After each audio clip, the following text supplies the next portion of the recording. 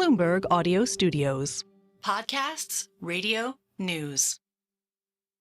Hi, it's Merryn here. We have got something special coming up on October the 31st at 8 a.m. at Bloomberg headquarters. It is going to be Merryn on the budget. Well, not just Merryn on the budget. Merryn plus John plus Stephanie and plus special guest Andy King, who knows an awful lot about fiscal policy and fiscal matters. So it's going to be educational, maybe interesting, and we'll have a run through what the budget, about which we now know almost nothing, will mean for you. So if you're interested in joining us or signing up for the event, do look in the show notes where there will be a link, or look out for it in Money Distilled, John's brilliant newsletter, which I know you all get already.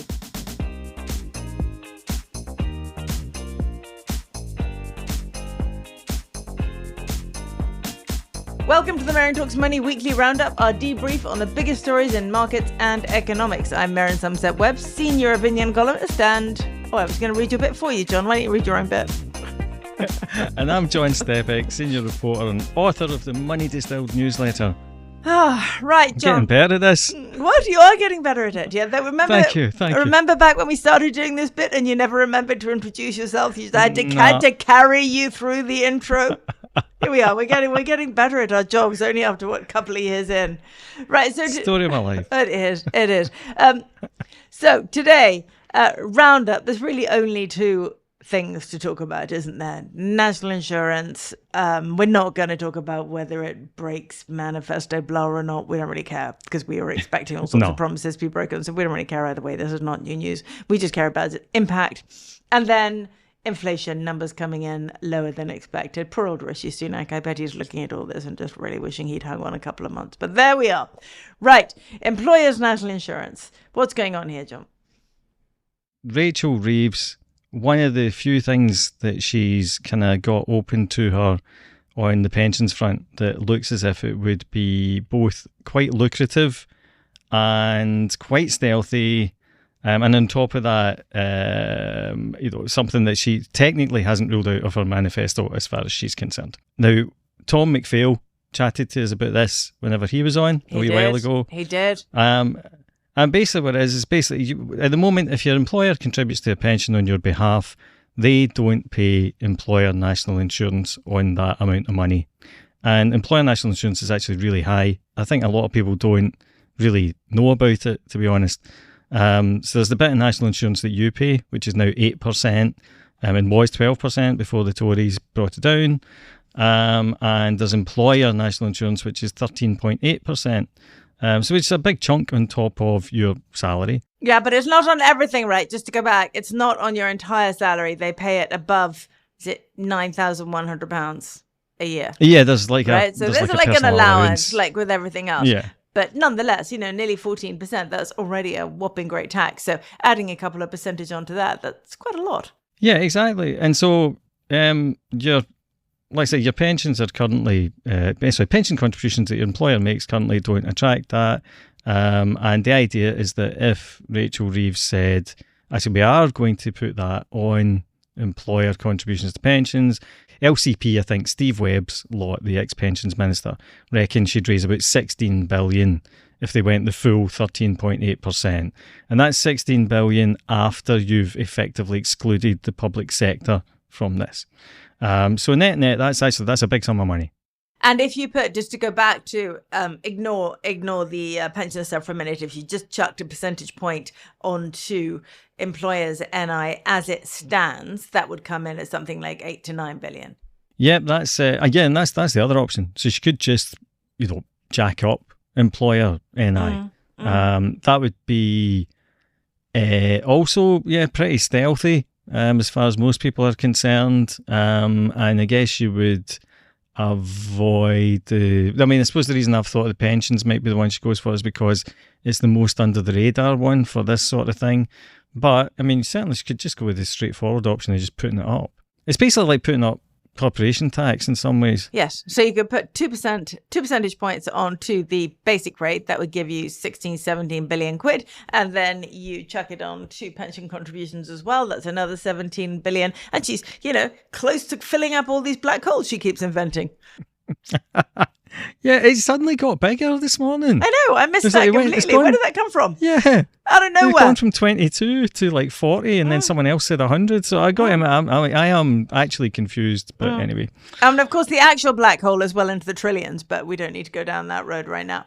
Now, the impact here is, there's some argument about this, but of course, Rachel Reeves herself said a couple of years ago, this is a tax on jobs and effectively a tax on workers. And we know there's been a fair amount of research into this. We know that if you put up employers' NI, eventually that feeds through into lower wage rises. So this remains a tax on workers, hardworking people, John. It's a tax on hardworking people in exactly the same way as it would be if you put up NI itself. And I also can't quite see how it works with the growth agenda. The only way it works with the growth agenda, and I don't think that Rachel Reeves agrees with me on this, it's not how she's looking at it, but it works for the growth agenda if you were to assume that the more expensive you make workers, and therefore the fewer people companies employ, the more likely they are to spend on capex and improving productivity.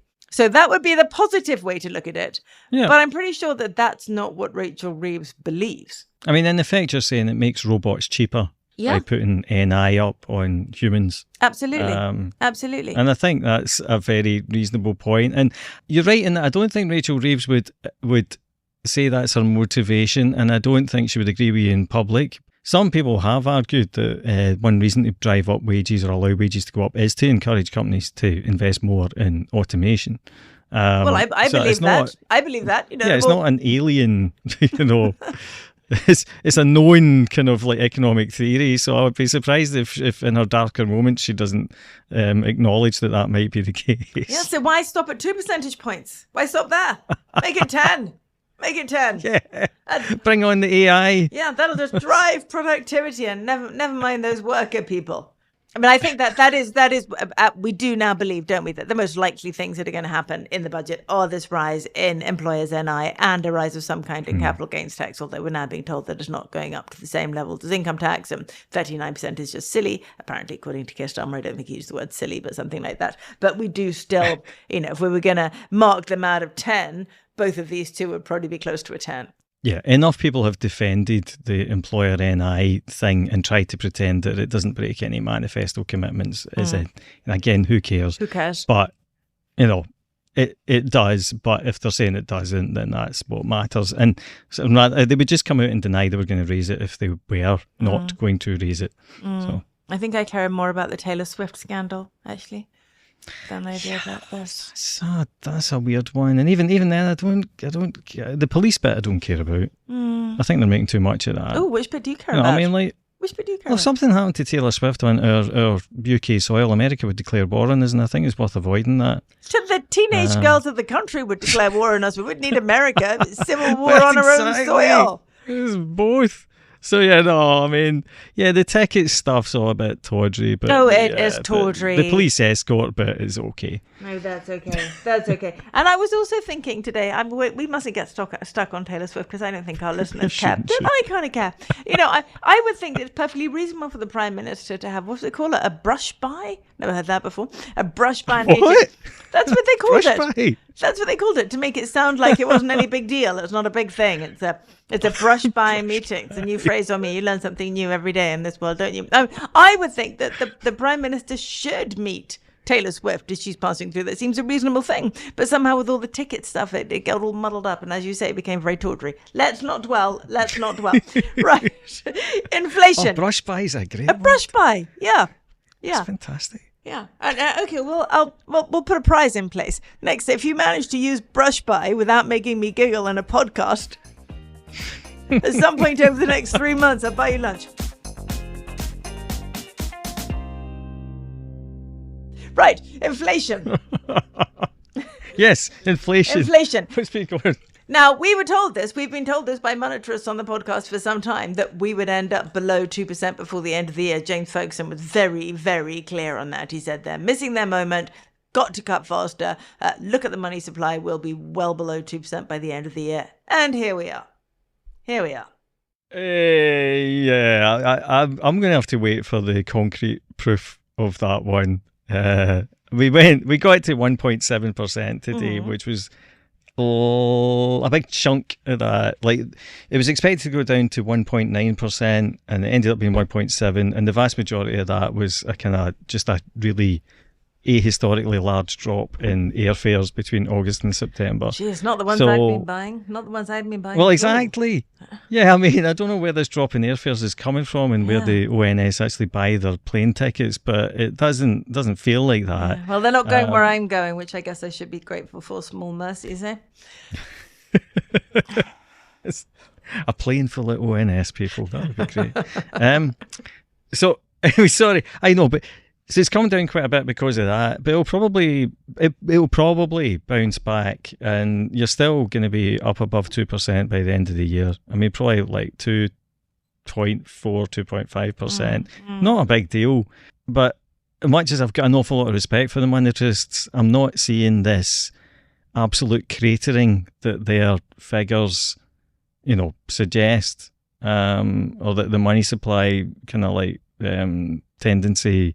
Like, we should be sort of seeing negative numbers if they were right by now.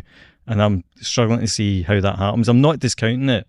They're clever people. And I'm just, pulling numbers out of a spreadsheet. It's not, I'm not doing anything really complicated. But I just don't get how it goes way below 2% even for the next year. Well, we'll see on that. But the several interesting things about this. Actually, is it really interesting? I don't know. Sometimes I think things are interesting, and then when I think about it again, I think it's not interesting at all. But the consensus forecast was more accurate than the Bank of England's expectation again. And someone did do an article relatively recently about how strange it is that people outside the Bank of England tend to have more accurate forecasts than the Bank of England's economists themselves, although they're both always wrong. But external forecasters tend to be slightly better than internal forecasters, which is fascinating, really, isn't it? I don't know, but I mean, that's the wisdom of crowds, isn't it? I mean, the external forecasters have arguably got more incentive to get it right because they're mostly working for private companies, and that's kind of mostly their job for clients, whereas the Bank of England forecasters are not as answerable to anyone, I don't think. Okay. And they all have one institutional view. Well, you get a load of institutions who've got a different set of incentives. I think it's kind of a good sign.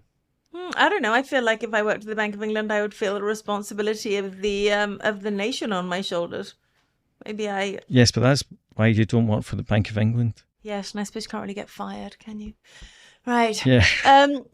Not forgetting Good pension it wrong anyway. There wouldn't be anybody left there.